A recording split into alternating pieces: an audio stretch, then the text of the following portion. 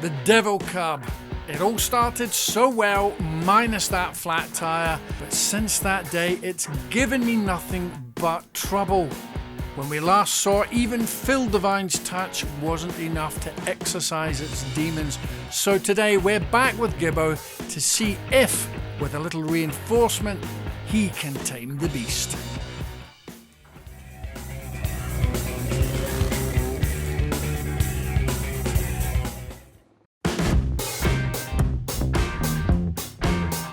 When we got to Gibbo's, the place was in full swing. Gibbo himself was making a few changes to customers' bikes, while 3-Speed Dave made some adjustments to his latest machine. Even Gary dropped by with his newest project after the 450 Cub, and he's going wide.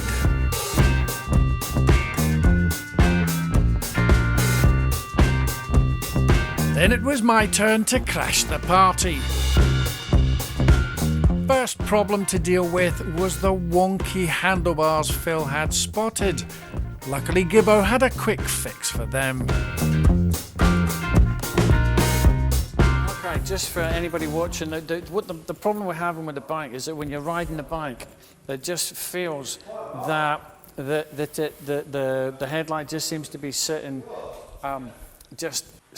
off from what the wheel is. Just the same as when you're a kid. You would just have got off, you would have wedged it between your knees and you would have straightened everything out.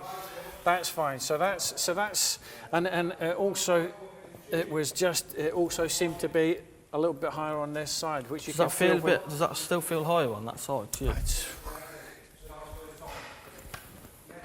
I'm going to say something preposterous like that's probably that. Actually, I don't know if it's just that.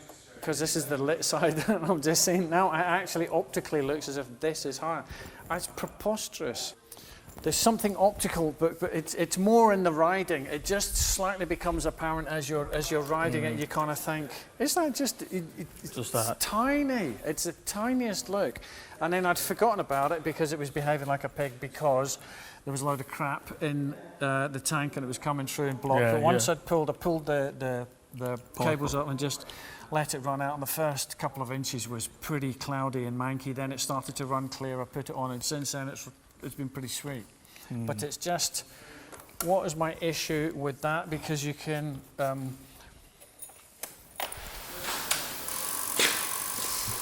it. That's fine, but you can. So that's doing its thing. But if it's working one side, it should be working the other. Leave that on there like that. Yeah. Well, that's one problem sort of fixed. Now on to the dodgy indicator. The left one worked, but switching on the right only led to the relay ticking like a turbocharged pacemaker. Could be just a bulb gone or something. It could be. I've got a couple of bulbs. Or bad earth or something. Lamp off and new bulb in. The chase for the problem has begun. It's flashing now. Now it's on. Is it flashing? No, it's on, but now it's flashing. But it's pretty fast. No, it's kind of intermittent. It's dropping.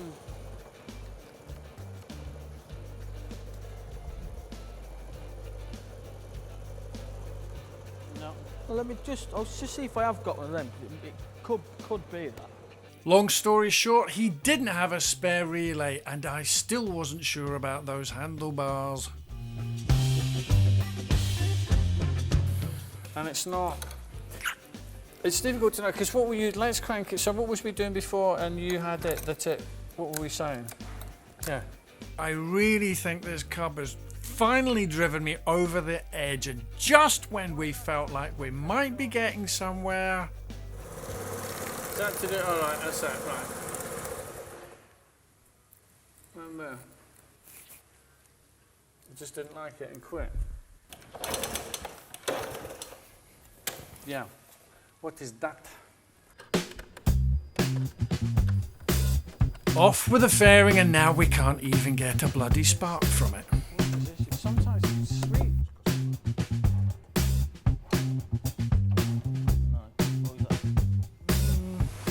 can't remember. I think it's maybe in it. It's the batteries go on it. But that's what I'm saying. That's a brand new battery. Brand new battery. As time went on, we were getting nowhere fast. That was until... I'd say the best person for this would be my mate Clint. You ever been to his house? No, but we're going to go see him soon. You ain't seen nothing till you've been to his house. Really? Oh no! Wait a minute. He's got a ton of cubs, mate, hasn't he? All old ones. Actually, do we have his number now? How's it going, buddy? What are you up to? I was wondering if you wasn't up to anything. Basically, we've got, you know, Paul, who does the filming on your bike. World famous internet superstar. I've got them here, doing a bit of filming, and we're having a bit of struggle trying to get indicators to work on a 6-volt Cub. All right then, buddy, nice one, mate. See you later, mate. Sad. Awesome, the call was made and the 6-volt Cub Supremo Clint was on his way. In the meantime, we took the opportunity to take a look at one of Gibbo's new non-Cub chops. The beast started life as a Honda CM200T. Barely. What have you got? There's only really That's it, that bar. Christ, from the original from frame, the original. Yeah, just that, wow. That front tube. Okay, well it's looking pretty incredible. What I done was cut the top bit of the frame off, and then I made these axle plates up. Then what I've done is I welded the axle plates to the original swing arm behind the at the very rear of the original swing arm. So basically that gave me my stretch, and it also allowed me to get the axle plates in line to where I need them, and because I'm using the original rear wheel, so everything will bolt back in normally. Put this tube in, tacked it up, because it's just all tacked up at the minute. I mean, I've got to clean all these welds up and redo them, but it's just to get it so it's there. Yeah, so put the axle plates on the original swing arm, and at that point I already had the original framing, but what I'd done was I cut, because it was a pressed steel frame, I cut a section out the middle of it, and I cut the top off here of the original frame, so I could get this tube and it sit inside the original pressed steel frame. So then I know that tube was central then, and then what I'd done was welded these bottom arms. I made a bottom engine mount, which I've got. It's a bit square and ugly at the minute, but I've got to sort of clean them up.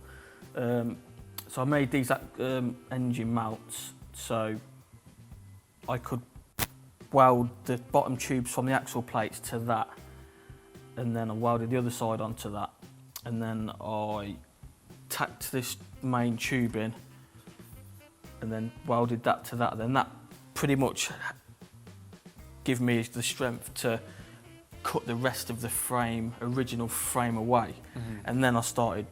I'd done that bracket, and then I started doing these top tubes. That's just a temporary seat because I've got a new one coming. It was just so I could sit on it and get.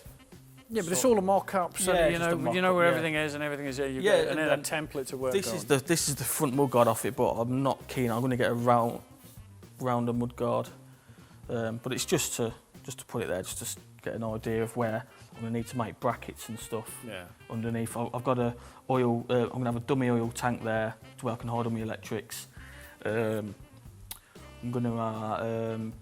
Because this is the original engine. Yeah, I mean, I've got this tank off eBay. It's a Wassel. I think it's a copy of a Wassel tank, but and what I've done is the channel was really shallow. So what I've done is I took it over to my mate who does like panel beating and stuff, and he's really good at this tin work, and he cut that out and tacked that in so I can finish welding that up. But I've not put the tabs on it yet because I don't know. I mean, 'cause I might want to raise it a little bit, or I'm not sure yet where I'm going to have it. So it's just to there. But as I was saying to you earlier, I've still got another brace to put in there. I mean, there's still a shitload of work to do. But the only thing now is I'm looking at the distance from the engine to the wheel there, and it's quite long. And you're sitting on it, and it's quite. I mean, I'm only small anyway, and I'm still. It just feels like this section of the frames. There's more space to be found. Yeah, I think it just the proportion of the bike, the front's real compact there, but the back's real long and low. So I'm I'm going to cut there and there, and I'm going to bring this forward probably probably a couple of inch. But I'm going to try some Springer forks on it. But yeah, I'm still, like I say, it's still a long way. It is a long way, go. but the change, just coming in Yeah. and seeing visually the change. Still a way to go, but it's definitely looking good. Right then, back to the Devil Cub, and our man Clint has arrived. And look at that, with the power and the magic of a phone, we have Mr. Clint Hancocks. Mr. Clint Hancocks has about 25% of the total number of Cubs in the UK, all of them 6 volt, so no pressure there, Clint. Can you make it work? Yeah, I think it's working anyway. It's the indicators. This has got a bad earth. That's all it is. Oh, is that it? That's absolutely it. The biggest fault on these bikes are the little screws. They just rust, and they just have to have a good connection. But trying to get the indicators off, that was another thing that Honda never improved on. Was the little screws in here. The damp would get in, the water would get in, and the screws would rot and they'd break. Yeah. And 9 times out of 10, you probably have to get a new cover or break the lens to get the screw up. Yeah. There's a fault on this, and that's all it is. What's the magic? How do we fix Right, it? okay, we're going to test it. So how we test it is, we'll get the blue and the orange. One side's blue, this side, and one side's orange. So we'll pull the wires out and we'll swap them around to see which is okay. And that's how we run through it, and we'll start from there. So effectively, we want that indicator flashing. We'll change the wires over, and we'll change the switch ups if you're going right. Okay. And that indicator should flash again. So we're actually taking the power to that light onto that. Right. And that'll run through the whole wiring. But 9 times out of 10, if your backlight's flashing or it's just on, there's a fault with the light. We know there's an earth here. Right. And it either needs earthing or it needs completely stripping down and just grinding a little bit and just to get a bit of metal to metal. Yeah, okay. We can do that now, so if we can find a screwdriver. Whoa, how's that? In no time at all, Clint was on the case. Right, so we're going to dig into here and we're going to find the colours. The good thing about Honda, that everything's colour-coded. Don't be weird. If this is the first time you attempt that when you're looking, that's a little bit daunting. That looks worse than spaghetti carbonara. It does, but that colour-coded, it's not that bad. Right, so we've got a black wire here with the orange little thing tag on, blue one. Oh, right, the older ones had the colours. So right-hand indicator, it's got a little bit of blue, and left-hand indicator, a little bit of orange. And I'm going to move the handlebars over. You can see the blue wires. And it's blue and orange throughout the bike, going right to the back. I mean, one's for the right, one's for the left. So, we've disconnected both, and all we're going to do is, we're going to put the orange we're going to swap them around so the different indicators come on. And that's a quick way of checking your whole wiring loom, basically, and you can check the switch as well. So, right, so we know that's working. We're signalling right now to go that way. Yeah, but hang on. No, don't worry about the back. No, okay, so but right, hang on. But as you've done that, so back right's come on, front left's come on. Yeah. So that would so what's happening is we took that wire from there. And we connected it from there. Okay, so the back would still be to there. Yeah. It's just the front. It's just the front. Right. And what that does, that checks your whole wiring, checks your switch, and that's all right because we haven't got that one wired up. Okay, but that's just come on solid on. Yeah. Not bothered about that. Okay. Not bothered about it at all, because if we change it around again, that would come on. Okay. And there we are there. Right. Okay. Good. So we know it's not the wiring. We've took it right to this. This is a problem. Well, either we'll clean it off, or we'll put a new wire to it, to the screw, and we'll earth it off one of the earths, and that's basically it. All you need is a handy Clint around, and that's what you get. It's years of doing these old bikes. I mean, this one's a Okay, but C90zz. Yeah. With as they're known to almost everybody who's got them. The Devil Cub, don't buy one. these ones are particularly moody. They are, because Yeah. once the battery goes down, you've got a choice of lights at night, or you've got a choice of driving at home. So they run off the battery. They're the only model that does run off the battery.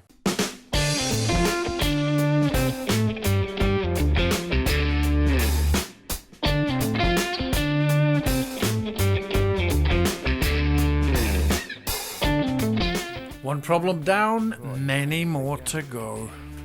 So, for all you people out there, I hope we've took and cleared proper heartache on the 6 volt. What a good fix, Clint. A good fix. And that's years of getting it wrong. That's the only way you learn, is getting it wrong. Of course you do. You don't learn getting it right, do you? Just do it there. So we're going to button that up, and then you're going to take it for a quick spin. I don't mind. And then you'll have you can tell us, give us your thoughts on it. I'm not the greatest fan of these 90s. You're not the greatest fan of them? No. You'll have to have a spin on one of my 70s. Oh, you're a 70 man? I'm a 70 man. These are going to go really big shortly. All right, another 2 years, they'll go to 3,000–4,000 quid. Yeah? I think the Cub things, I mean, they're sound, but they might go out of fashion. You know, like the Lambretta, the Rats and all that lot. They do go out of fashion, then everyone's looking for originals. And it probably won't be these, it'll probably be the square one. There you go. In future, when you're about to start a how much is it worth thread, remember, only take the replies that state £2,000 up seriously. With the indicator fixed and the bike running again, for now, I took it for a spin. Something just didn't feel right, however. Gibbo gave it one more spin and the problem revealed itself. The rear wheel was out of alignment. When the wheels are out of alignment on a bike, you will best notice when you're riding behind them or you're looking at them riding away from you, because the wheels should one directly follow exactly in line with the front one. When that's not the case, the bike just seems to be riding slightly at an angle, sort of crabbing. But you'll just see it. They just do not. You'll see the front wheel past the back wheel. You can't have that. It affects the riding and it massively affects the safety. A quick realignment and she was purring. But was that the end of the drama? Well, for now. But as you'll see in future episodes, the Devil Cub has a few more tricks up its sleeve. Be sure not to miss out on what happens next by hitting that subscribe button. Until then, you've been told, on your bike.